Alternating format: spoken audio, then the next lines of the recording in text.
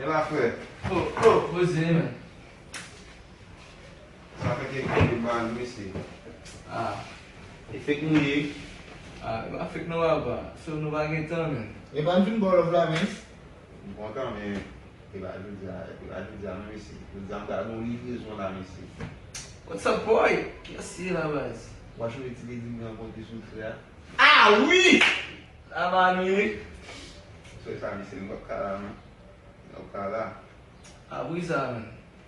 A kle la vini? A X men. Skye di la, a X. X? X? Toujou men bleu bya dize. Wakwen nan fasyon mwen ya. De an ba zon di chan mwen netwasyon man la, le film mwen mi pa msouzi film ka mwen ja X.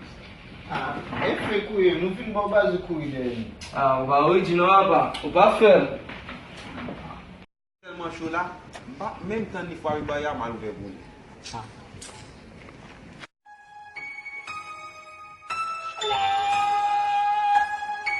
Yeah, nigga.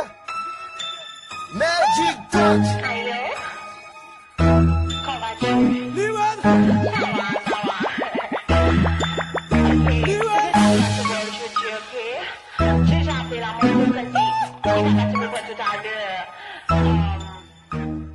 Yo, mse fek li baba. Yo, fek mse meten der pou un fom men. Pou an fom bak men bosi spes la fom ba an wapa. So nou ba ti bak mse la, wala, nou ba fom mse bon.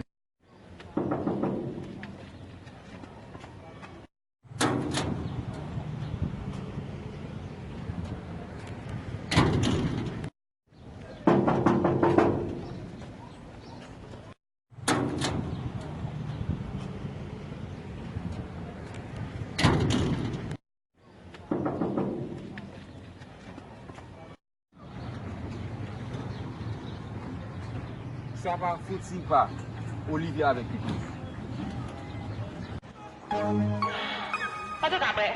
Livrezon! Jodi al de palme.